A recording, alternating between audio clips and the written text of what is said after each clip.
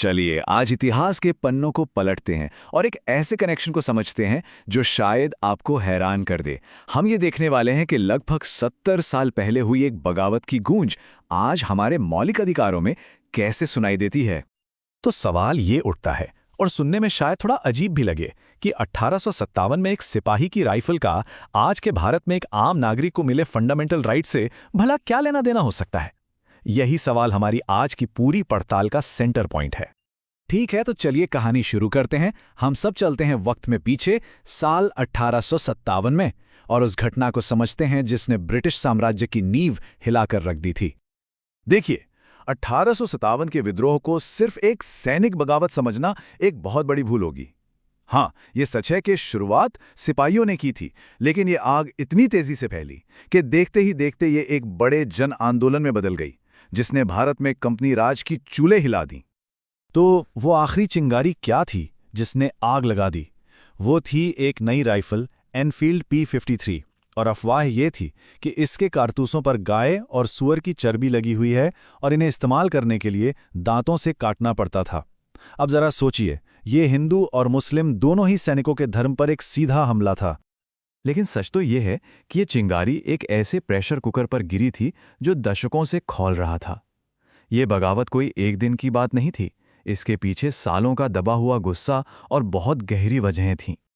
इस pressure cooker में आप कह सकते हैं 4 तरफ से दबाव बन रहा था। पहला था पॉलिटिकल। डॉक्ट्रिन ऑफ लैप्स जैसी पॉलिसीज से एक एक करके झांसी जैसे कई राज्यों को हड़प लिया गया। दूसरा मोर्चा था आर्थिक। किसानों पर इतने भारी टैक्स थे कि उनकी कमर टूट गई थी, और ब्रिटेन से आने वाले सस्ते माल ने हमारे कारीगरों को तबाह कर दिया। तीसरा, लोगों को अपने धर्म और समाज पर खतरा महसूस हो रहा था। अंग्रेजों के सुधार और मिशनरियों की वजह से लोगों में डर बैठ गया था। और चौथा और सबसे अहम, सेना के अंदर भयंकर भेदभाव। भारतीय सिपाहियों के साथ हर कदम पर नाइंसाफी होती थी। और ये आंकड़ा देखिए, ये अपने आप में बहुत कुछ कहता है। कंपनी की फौज में 87% सैनिक भारतीय थे, और सोचिए, इतनी बड़ी तादाद में होने के बाद भी उन्हें वेतन, प्रमोशन, इज्जत, हर चीज में जबरदस्त भेदभाव झेलना पड़ता था। ये दिखाता है कि जमीन पर गुस्सा कितना ज्यादा था। तो 1857 का विद्रोह है, भले ही अपने असल मकसद में कामयाब नहीं हुआ, लेकिन उसकी आवाज दबी नहीं, वो गूंजती रही। और जब आज़ाद भारत का संविधान लिखा जा रहा था, तब 1857 की उन शिकायतों को एक एक करके अधिकारों की शक्ल दी गई।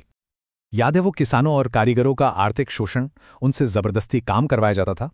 देखिए, इस संविधान ने उसका जवाब दिया आर्टिकल 23 से, शोषण के विरुद्ध अधिकार। ये साफ साफ कहता है कि किसी से भी जबरदस्ती काम करवाना या मानव तस्करी एक बहुत बड़ा जुर्म है। और वो डर, वो धर्म पर हमले का डर, जो विद्रोह की सबसे बड़ी वजहों में से एक था, हमारे संविधान ने इस डर का भी इलाज किया। आर्टिकल 25 से 28 के जरिए ये हर नागरिक को अपने धर्म को मानने, उसका पालन करने और उसका प्रचार करने की पूरी आज़ादी देता है। उस जमाने में लोगों को यह भी डर था कि अंग्रेज उनकी भाषा और संस्कृति को ही खत्म कर देंगे। इसका जवाब मिला आर्टिकल 29 और 30 में। ये अधिकार भारत के हर समुदाय को अपनी भाषा, अपनी लिपि और अपनी संस्कृति को बचाने और उसे आगे बढ़ाने का हक देते हैं। अब एक बड़ी दिलचस्प कहानी है संपत्ति के अधिकार की। शुरू में तो ये एक फंडामेंटल राइट था, लेकिन फिर एक दिक्कत आई। जब सरकार को जमींदारी खत्म करने जैसे बड़े सामाजिक सुधार करने थे, तो ये अधिकार रास्ते में आने लगा। इसीलिए 1978 में इसे मौलिक अधिकारों के लिस्ट से हटाकर एक कानूनी अधिकार बना दिया गया।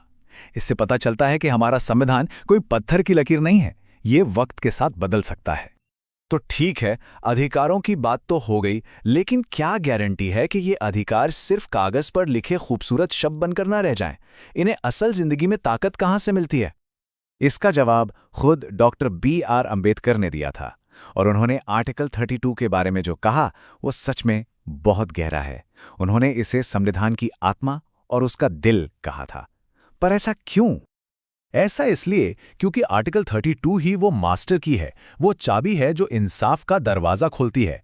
इसका मतलब सीधा सा है, अगर सरकार या कोई और आपके मौलिक अधिकारों को छीनने की कोशिश करता है, तो आप सीधे सुप्रीम कोर्ट जा सकते हैं।